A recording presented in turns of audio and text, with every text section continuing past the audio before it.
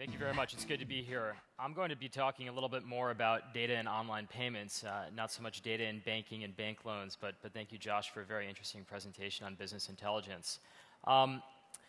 Most payment companies today focus on fees. How much can they charge per transaction without upsetting merchants? Or yesterday we heard from Visa and American Express, and there's something called the Durbin Amendment, so it wasn't just upsetting merchants. Fees actually upset consumers, they upset the government, and something that Durbin put into effect was trying to limit the amount of money that payment companies can charge. So this is how payment companies typically think today. How do we not piss off our merchants and not charge them too much, but charge enough to make a hefty profit? And our philosophy is a little bit different, and it's easy for me to have this philosophy because I don't charge fees, so I obviously like it. But we actually think that payments should be free. And the reason why we think payments should be free is because the underlying data that's generated every time a payment happens is worth more than almost any fee that can be charged or that could be stomached by a merchant. And the value of the transaction, this is the point here, is not in the fees, it's in the data that's generated. If you think about all the different data that's out there today, you have Facebook generating a ton of social data. You have something like Foursquare generating location data. But what I would actually argue is as valuable, if not more valuable than all of those, is actually transactional data. What you bought, when you bought it, how many of that item you bought, what you might buy in the future can actually be predicted by what you bought in the past. And this is a great asset that payment companies have today. It's a lot more valuable than any kind of fee. So let's think about how transactions work today and who benefits from transactions. And this is obviously a gross simplification. But you have the data players today. So if I'm buying a Hewlett-Packard PC, or if I'm buying an American Airlines plane ticket, first I start with Google. I might get directed over to Amazon.com to go actually buy my HP printer. I pay a fee to Visa or MasterCard, or rather Amazon does. It gets shipped via UPS. ExxonMobil makes a lot of money, so they charge on top of that. But the top two, Google, Amazon, Bing, Expedia, these are the data players. Everybody else is a fee player, a commodity player. And data tends to be the most valuable. Google, the data that they have intrinsically every day, every time that you do a search, is quite simple. It's what you're searching for. But that data is immensely valuable, and it's part of the reason why search engines here can often take 30%. Payment companies, when they charge 2%, 3%, merchants hate that. Google, they keep going up in terms of revenue and profit. They have almost a $200 billion market cap because fundamentally, merchants always want new customers. They're happy to pay a lot more money for something that's not commoditized, which is how do I get new customers? They want to push down their oil bills, their shipping bills as much as possible. So search engines are doing pretty well here. Amazon's doing pretty well as well. The airline companies, not so much. Payment companies, as I mentioned, on the other hand, they're doing everything they can to keep their payment rates up, but merchants hate paying fees. And it's not because payment companies are bad guys, it's really just because people don't like paying fees. Fees are commodities, and the goal of any company that is dealing with a commoditized vendor is to push that price down. And this brings me to my point. The value of data from transactions often exceeds the fees. Which business would you rather be in? Would you rather be in the interchange, shipping, manufacturing, taxes, fuel business, or in the data business? Commodities are bad. Unique assets are really in the data. And what type of data is there in transactions today? There are a lot. There's demographic information, age, gender, language. There's location, where you bought, what you were buying, what your billing address is. There's purchasing. So it's what you're purchasing right now, but also what you might purchase in the past or what you might purchase in the future, and also user intent.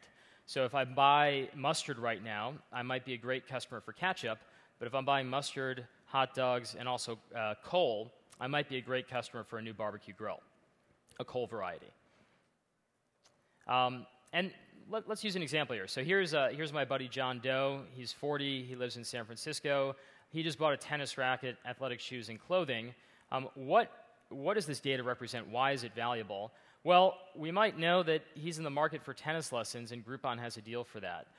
He might have bought a Prince tennis racket, an inferior brand to Wilson, and Wilson wants to reach that person. You probably need a place to play if you're John Doe, and I hear the San Francisco Tennis Club has excellent courts nearby. And Roger Federer might be getting pretty old, but maybe he'll win the US Open next year, and John wants to go see him have a run at that. And he might want to buy something at Ticketmaster. So there's a lot that you can actually determine here based on what people bought before. And the goal of data around payments is not to sell it. People hate it when their data is sold.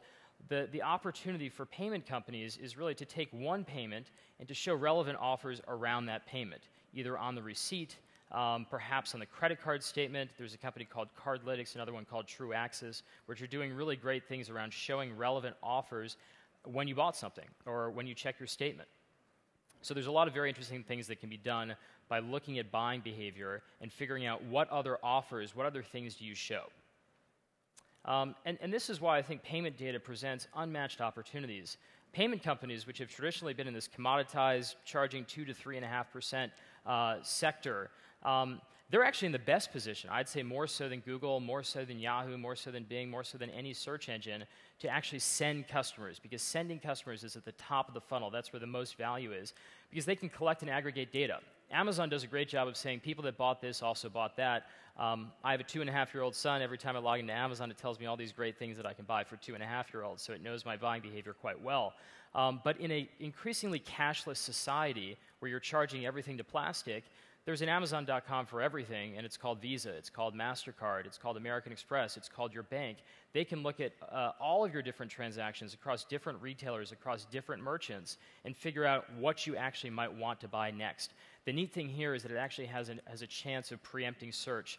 Can you show an offer? Can you show something before somebody actually goes to Google and queries it? And then the second thing, obviously, it's not just collecting the data, it's monetizing it. It's using that data effectively. And effectively means not selling the data to some third party and signing payment consumers up for spam. It means really presenting offers at the time of need, at the time of engagement. There are great opportunities. I mean, receipts alone are probably the most under-monetized white space on the planet. Every receipt should probably have a relevant offer that's targeted based on the purchase behavior that was represented in that receipt. And it's easy to see why this could be worth more than 2% that payment companies are charging right now when that 2% is under attack across the universe. Australia, as an entire country, decided that 2% is too high. They set payment rates down to 50 basis points, and that's the law over there. But again, the payment companies are very, very well suited to figure out how do they collect and aggregate the data and start monetizing it, and that is more valuable. So this is how Amazon works right now. Taking my tennis example, they'll recommend me a ton of different things that are relevant to me. Payment companies can do this across a wide spectrum of retailers, which I find very interesting. But also one of the biggest trends right now in advertising, there are companies called Telepart, Criteo, that are doing something called retargeting. And retargeting is really reshaping what was traditionally under-monetized advertising real estate on the web. If you have a very, very low rent space, it's not premium ad placement. If you know where I was shopping before and maybe I didn't complete that transaction, you can try to get me going back into that store. And this is what retargeting companies are doing. They're basing what ads to show on transactional intent, which is, and many times it has 20 times the return for online publishers as just remnant ad inventory. And then you can also collect and aggregate this data. One of my favorite startups is called Hunch. And merely based on whether you bought an iPhone or an Android, there are a lot of things that you can tell about a person. What kind of credit card they have, are they Republican or Democrat leaning, what kind of other purchases might they be interested in. So payment data doesn't have to live alone. Again, I would posit that it's probably the most valuable form of data compared to social, compared to location, compared to almost anything else out there, but it doesn't have to live alone. You can append this to other data out there. And what does monetizing this data look like? Again, it's about putting offers at the point of need. If I'm booking a reservation at Spalti at OpenTable and I plan on having a couple glasses of wine tonight, I probably might want to get a limo. And again, it's presenting that limo at the time of need based on the transaction that I just completed. The transaction here is booking a reservation at Spalti. And payment companies, as I mentioned at the very beginning, I think they can monetize data better than anybody because they can use transactions and use data that was generated from those transactions to actually generate more transactions. So if I just shopped at Duane Reade, that's a great opportunity to show me an ad for drugstore.com. It's one of many reasons why the value of data is significantly higher than the value of fees, and I think it's a trend that we're going to see in the next decade. Thank you very much. Day 3. Thank you, Alex. That was awesome. Thanks. Thank you.